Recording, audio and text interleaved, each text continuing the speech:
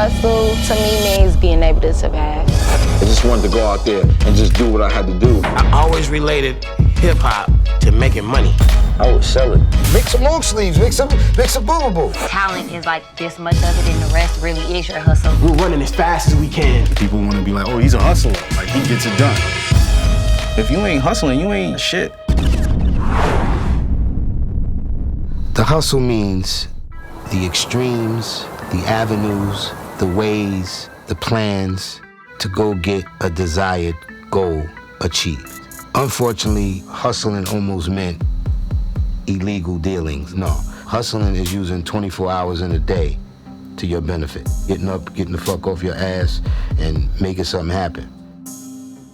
Man, hustle is doing what you gotta do to do what you gotta do. You feel me? Like, whether it be legal, illegal, by any means necessary, like Malcolm X said.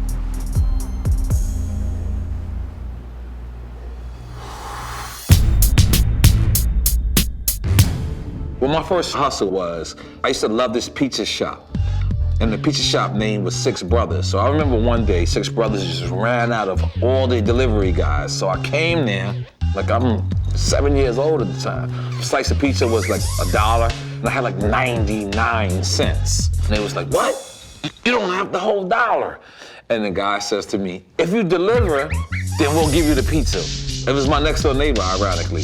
So I said, all right, cool. And then I delivered it.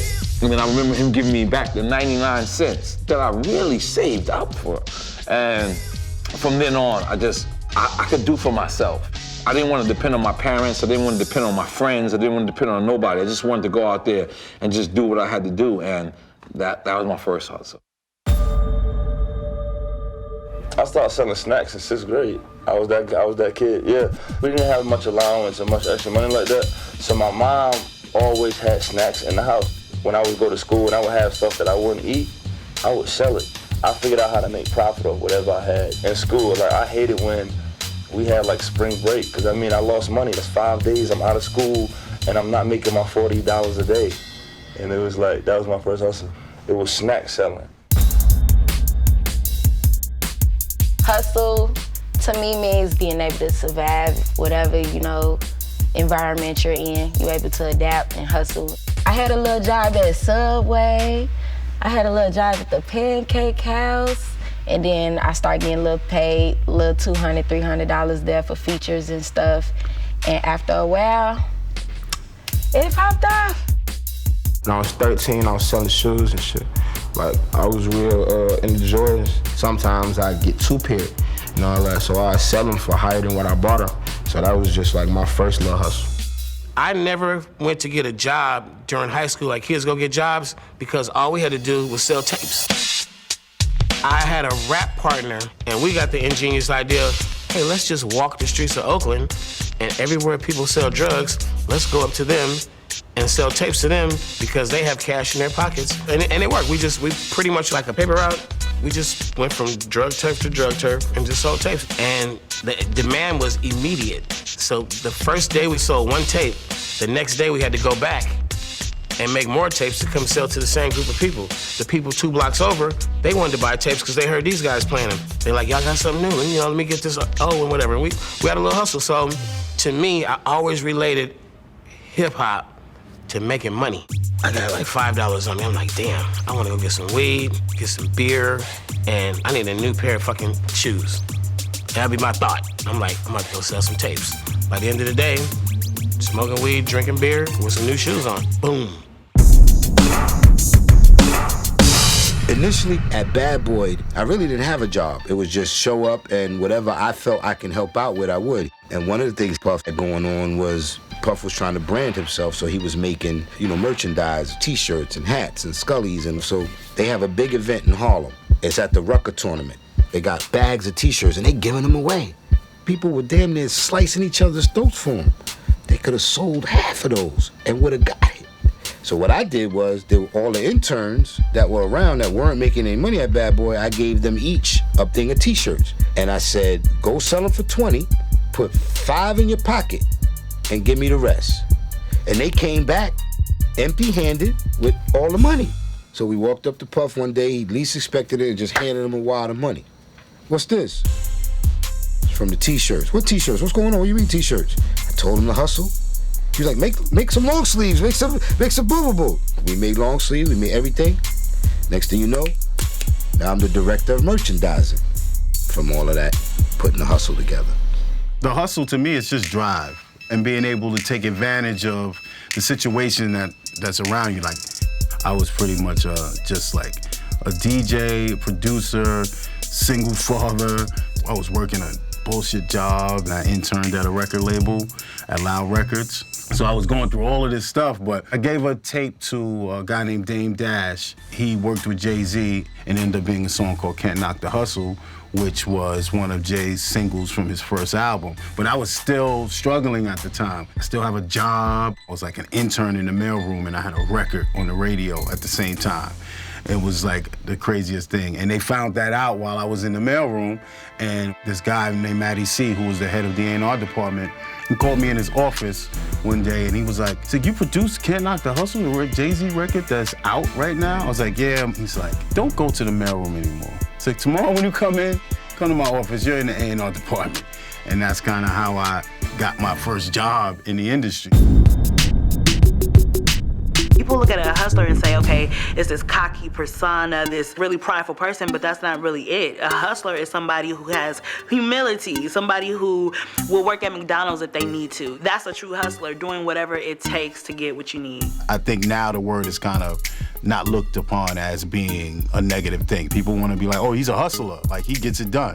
In this industry, you know, talent is like this much of it and the rest really is your hustle. I love today's hustle because, you know, our hustle was just so exhausting. Like, it was brick and mortar, you know, from typing on word processors to waiting for the faxes. The fact that you can conduct your entire business with the press of a finger, it's amazing. It's become so much easier.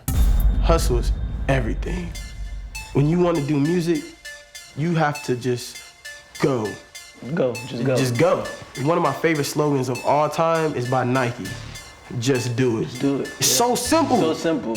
But it's hard in the fact of what you have to, the hard work that you have to put in. Mm-hmm. Like, when we started Wave Pop, we just went. We're running as fast as we can. Exactly. That's how you gotta start. You know what I'm saying? And then you get to a certain point where now you gotta sit down, you gotta plan everything. But to really get your start, you can't worry about anything else. You can't worry if people like your music. You can't worry if people don't like your music. Exactly. You can't worry about making money off the music. It doesn't matter about any of that. You have to just go.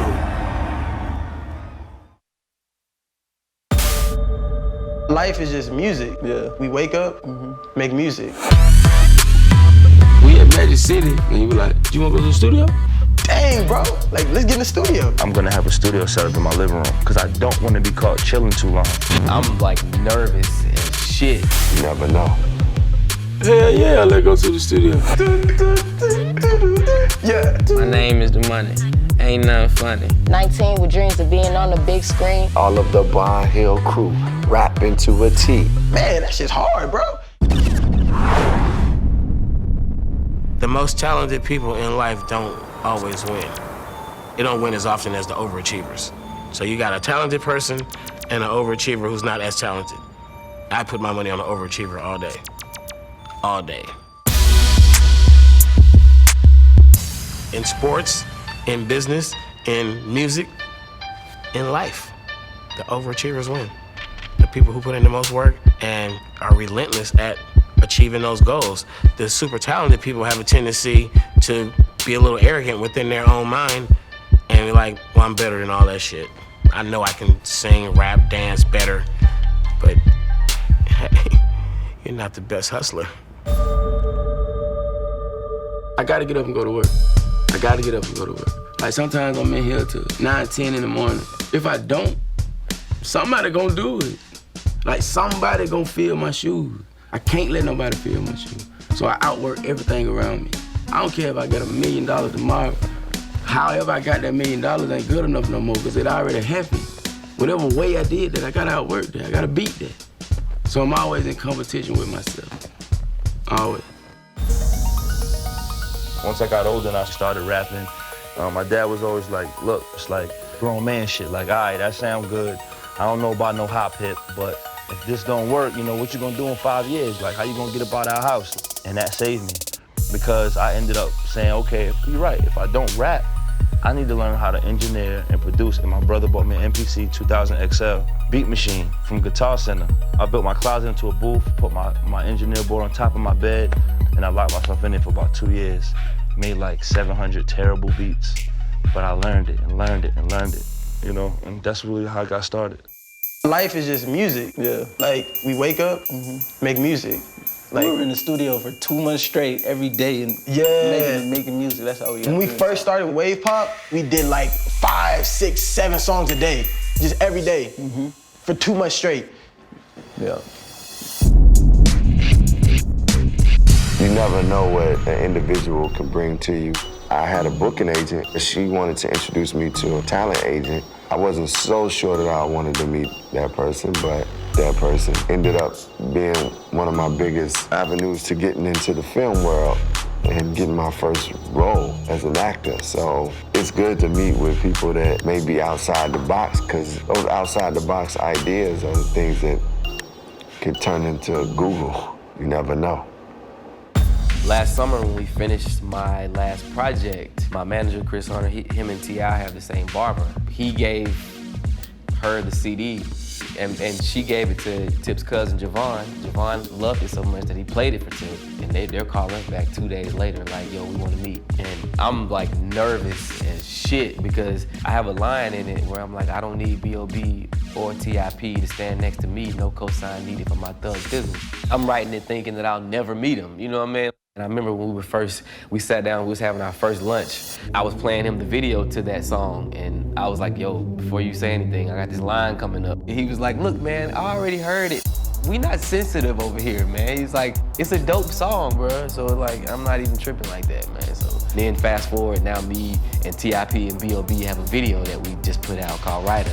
So that was just how that kind of worked out. When I met Tip, we was in Magic City, chilling.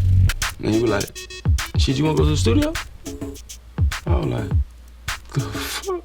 Hell yeah, let's go to the studio. But it was just weird for him to ask me that. Cause I'm thinking like, we at Magic City, all this ass in here, why are you talking about the studio, sir? He's still like a new artist. Like he still work like hell. Tip real competitive. Like weird competitive. Like, what are you, man, we walking to the car. Why you gotta beat me to the car? Like everything. Like, even in the studio. He gonna go in, he gonna do his verse, then he gonna come out and look at you. Like, who next? And it's always weird, like, yeah, I'm finna go next. At first, like, we was just playing basketball. Yeah. I mean, I fouled him a couple times. Scratched you, like, we didn't even know each other. Yeah. Then one day he just hit me up out of the blue like, bro, I'm having a party, bro. Come through. Oh, everything's like, bro, I'm having a party, come through. And I was like, all right, bet, I'm there, bro. So I pull up, the party's going on, like music is playing, and then all of a sudden one of his beats came on. Oh yeah. Ooh. The House of the Hills. House of the Hills beat. The House of the Hills beat came on.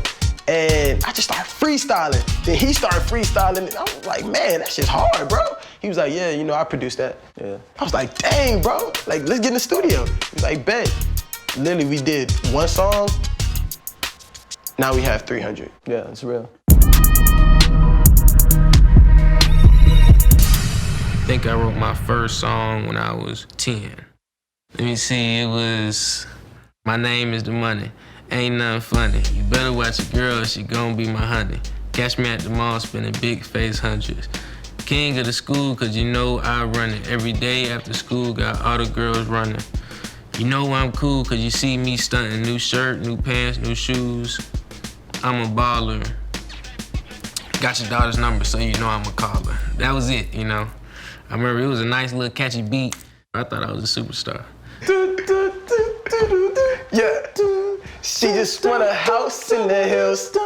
She ain't never been to Beverly Hills. And you can come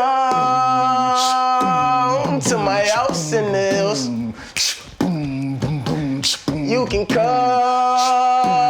to my house in the hills. Yeah. If you like. Yeah. Yeah, that's how it goes. Lately, I've been up for days, barely even blinking. rolling blunts and pouring cups to keep myself from thinking. And I'm just a girl, 19 with dreams of being on the big screen. Blue jeans, Jordan kind of cute, but still could fit me. Started writing poetry and now I'm noticed off this rapping. Making music for niggas in Chicago that be snapping, but still could switch it up for all the poets that be snapping. I forgot, I don't know. It's something like that. My first rap was, well, let me tell you about a trip a time ago. I was going there to run a cold-blooded show. When I was there, I saw some people jamming too. They called themselves the Bron Hill Crew. Dr. Ice, Romeo, and Master E, all of the Bron Hill crew, rapping to a T. I asked them, could they rock with me? That's all I remember from that. That was the first rap I ever wrote.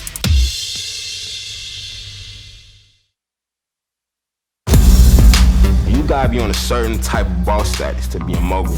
You have to be able to reach farther than just creating the music. You can't just call him an artist anymore. You have to call him a businessman. What makes Puff a mogul is his drive. And the audacity. Do this, do that. You gotta take it to heights that's never been seen before. And I got a clothing line. And I own a couple bottles. That's mogul shit to me. In the 90s, the compact disc had arrived and sales for the entire record business, not just hip hop, were skyrocketing up. But almost right after that, the internet arrived and the bottom fell out, right? And sales dropped like 50% because people were able to get songs for free. So you saw really smart people like Puffy, Jay-Z, a few others say, what else can I do? How else can I expand my brand? Touring, merchandise, maybe a video game, maybe a liquor. This way of monetizing yourself and being an entrepreneur has been extraordinarily valuable for a bunch of people. Like moguls, you gotta be on a certain type of boss status to be a mogul. I look at people like Diddy, Rick Ross, you gotta like really be on some Jay-Z shit. All right, cool. I'm one of the most paid rappers, and I got a clothing line, and I own a couple bottles, and I own this, and I own. If you wanna be a mogul, you gotta grow your worth. Like you're not gonna grow your net worth by just rapping your whole life. The way that Jay-Z has transitioned from music to the business world, I think when you get to a certain level like that, where you have that much influence, you have to spread your wings farther and be able to reach farther than, you know what I'm saying, just creating the music. Jay-Z, you can't just call him an artist anymore. You have to call him a businessman. You know, you gotta shake his hand when you talk to him and show him his respect, because he done invested in Sprint. He's competing with Apple Music, like, that's a black man, like, yeah, I'm finna compete with Apple. You know what I'm saying? That Reasonable Doubt album was like the hustler's Bible. Like anything that you're doing to make money, that thing will make sense to you. If you just replace every drug line with what you do, it will make sense for success. I guarantee it. It's the craziest trick in the book. Jay-Z talks a lot about dealing in the street. I think he was dealing into his mid to late 20s. You know, there is definitely a sense of how to do business that he learned out in the street. I mean, for Jay-Z to open up clubs, put out clothes, these other sorts of things, makes perfect sense for his brand. It's been an extraordinary career. What makes Puff a mogul is his drive, his hunger, and being relentless, and being fucking fearless. Puff, you know, Sean Diddy Combs, like, I believe he's the best that ever did it. You know, just in terms of like commodifying this thing at a time when to make money off of hip hop was seen as selling out, but how he flipped it, and it's like, no, we created this shit. We got to eat off this, you know, and we got to take it to heights that's never been seen before.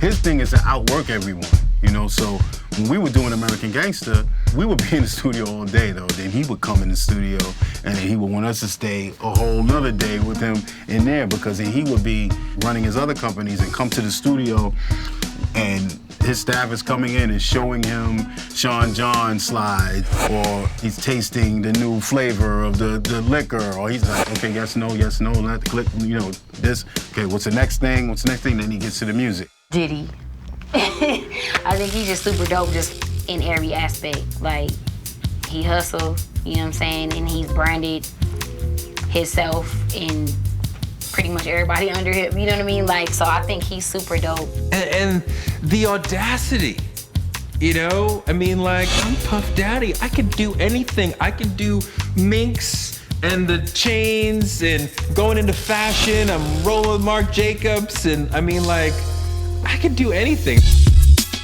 Puff and Bad Boy's impact on hip hop changed hip hop, where it just brought a different style. Like, oh, we wearing diamonds now. We looking good, we dancing. It's all right to dance because, you know, at that time it was like, you know, in the 90s, and, you know, we called it the grimy 90s. You had to be backing the fuck up with Onyx, and, you know what I'm saying? You wasn't drinking 40s. Puff was like, nah, we could do that shit, but we gonna do that shit with some style. We gonna do that shit acting like we got a little class. Like, you know what I'm saying? Everybody ain't fucking trying to beat people up, nigga. I'm trying to get fucking girls and try to make money and try to look good. When somebody is expressing a vision to you and it's crystal clear, is one thing. But when someone is expressing a vision to you and it's crystal clear and they're actually activating it as they're speaking to you, then you have to say to yourself, okay, this is not just talk. He's doing this, got a kid, running this company, got these employees doing this, and he's getting up before me and going to sleep after me. And he's putting points on the board. Jodeci, Mary J. Blige, Heavy D, styling this thing, producing this, rapping on this. So he's scoring too. You know what I mean? So you got somebody who's like, okay, we can follow him because he's not just on the bench saying, do this, do that. He's actually saying, do this, do that, as I'm putting up 22. And that was Puff. Fucking genius. It's like, fucking, he's like our Barry Gordy. Like, I made money just being around him. Money, like, you know, like just, and that's my friend. How many friends you got like that? You could just be around and you just like, money is just there, around, and you get to make it. And knowing just how to go get the money, that's mogul shit to me. Yeah. The sad part is I can make myself laugh, and like I do this all the time, so it's like, once I start, I just can't stop. 7, 4, 3, 1, 2. Did it have to be in order or no? Doesn't matter. It makes me feel so lit. Damn, she's quick, man. That's funny as shit.